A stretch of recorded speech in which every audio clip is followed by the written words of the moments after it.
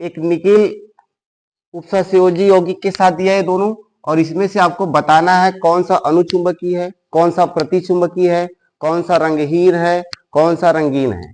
तो चलिए सबसे पहले उपसहसंयोजी यौगिक में जो केंद्रीय परमाणु होता है उसका हम सब निकालते हैं ऑक्सीकरण संख्या। तो देखिए जो डी ब्लॉक के तत्व होते हैं गुरु कोष्ठक में वही आपके क्या होते हैं केंद्रीय परमाणु धातु। इसका हम सब जो निकिल है, निकिल का परमाणु क्रमांक कितना होता है 28 28। अब जो 28 होता है इसका इलेक्ट्रॉनिक विन्यास भरेंगे हम सब, तो 1s2 2s2 2p6 3s2 3p6 4s2 और 3d8। अर्थात इसको हम शॉर्ट में इस प्रकार भी ले सकते हैं AR 4s2 और 3d8। डी ऑर्बिटल में इसके कितने इलेक्ट्रॉन हैं 8। तो हम देखेंगे सबसे पहले इसका ऑक्सीकरण संख्या निकालेंगे। इसका ऑक्सीकरण संख्या निकाल लेंगे तो निकिल का माना निकिल की ऑक्सीकरण संख्या x, तो आपका x हो जाएगा प्लस क्लोरीन का -1 होता है गुणे 4 बराबर आपका हो जाएगा -2, x -4 बराबर -2, x बराबर +2 आएगा। जो निकिल होगा इसकी ऑक्सीकरण संख्या क्या होगा +2 आएगा। इधर भी निकाल लेंगे तो आपका क्या होगा x साइनाइड का -1 चार्ज होता है गुणे 4 बराबर -2, x -4 बराबर -2, x बराबर आपका हो जाएगा +2। दोनों का ऑक्सीकरण संख्या क्या आ गया +2 आ गया। अब हम क्या करेंगे इसके अंतिम कोश के जो इलेक्ट्रॉन है उसको ऑर्बिटल में भरेंगे। तो देखिए किसी भी परमाणु के ऊपर 2+ होने का मतलब उसके बाह्यतम कोश से 2 इलेक्ट्रॉन दान करना। तो बाहरी कोश इसका क्या होगा 4s होगा। तो आप सबसे पहले भर देंगे 3d8 फिर 4s2, अब 4s के बाद 4p भी आएगा, इसमें 4d भी आएगा। अभी 4p आपका क्या है 0 इलेक्ट्रॉन है। 4p में कितने इलेक्ट्रॉन है 0। तो d में कितने ऑर्बिटल पाए जाते हैं, d में 5 ऑर्बिटल पाए जाते हैं, 1 2 3 4 5। s में कितने ऑर्बिटल पाए जाते हैं 1, और p में कितने ऑर्बिटल पाए जाते हैं 3। इन d के पांचों ऑर्बिटल का नाम होता है dxy, dyz, dzx, dx² - y² और dz²। इसका कोई नाम नहीं होता, इसका नाम होता है px, py और pz। तो हम देखेंगे कि निकिल जो है इसका ऑक्सीकरण संख्या क्या है +2 आया है। अर्थात जो 4s का इलेक्ट्रॉन है इसने अपने 4s के इलेक्ट्रॉन को डोनेट कर दिया है, दान कर दिया है।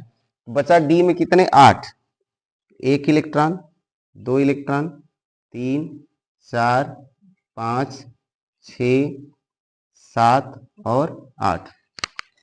अब इसके साथ जो जुड़ने वाला लिगेंड है क्लोरीन, और क्लोरीन क्या होता है एक दुर्बल लिगेंड होता है, और जो दुर्बल लिगेंड होते हैं वह क्या करते हैं डी कक्षकों का युग्मन नहीं करा पाते, इसलिए वह अगले कक्षक में प्रवेश कर जाते हैं। तो आपका एक क्लोरीन इसमें आ जाएगा, एक इसमें आएगा, एक इसमें आएगा और एक इसमें। अतः संकरित कक्षक जो होंगे ये होंगे, संकरित कक्षक ये होंगे, और इसका संकर क्या होगा sp3। और इसमें देखिए d ऑर्बिटल जो है, d ऑर्बिटल में 2 अयुग्मित इलेक्ट्रॉन मिले, अयुग्मित इलेक्ट्रॉन की संख्या 2 है। अतः यह आपका क्या होगा अनुचुंबकीय होगा, अनुचुंबकीय। और अनुचुंबकीय पदार्थ कैसे होते हैं रंगहीन होते हैं या रंगीन होते हैं। अनुचुंबकीय पदार्थ रंगहीन, चुंबकीय पदार्थ जो होते हैं वो आपके रंगीन होते हैं। अनुचुंबकीय पदार्थ कैसे होते हैं? रंगीन होते हैं। अब इसी प्रकार हम सब इसका भरेंगे, इसमें जो है संकुल यौगिक इसमें भरेंगे, तो इसमें भी आपका क्या होगा?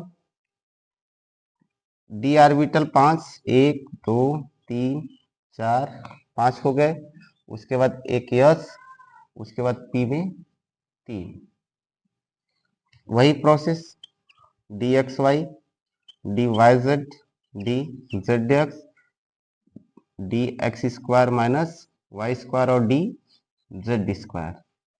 ये आपका 3d8, ये आपका 4s0 हो जाएगा और ये आपका 4p0 हो जाएगा।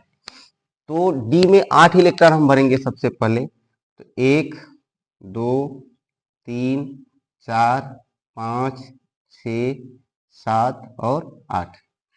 अब हम देखेंगे यहाँ पे जो केंद्रीय परमाणु है निकिल, इससे जो लिगेंड जुड़ा है वह एक प्रबल लिगेंड है, और प्रबल लिगेंड क्या करता है? सबसे पहले जो डी ऑर्बिटल होते हैं उनका क्या कराता है? युग्मन कराता है। तो यहाँ पे जो अयुग्मित इलेक्ट्रॉन है यह क्या होगा? पहले युग्मित हो जाएगा, फिर उसके बाद आपका एक साइनाइड इसमें आएगा, एक साइनाइड इसमें आएगा, और एक सीएन इसमें, और एक सीएन इसमें। अतः अब संकरण में जो ऑर्बिटल भाग लिए हैं वह क्या है? एक डी का भाग लिया है, एक एस का और एक 2 पी का। तो इसका संकरण क्या होगा? DsP2, और इसमें टोटल युग्मित इलेक्ट्रॉन है, इसलिए यह क्या होगा आपका? प्रतिचुंबकीय। क्या होगा? प्रतिचुंबकीय।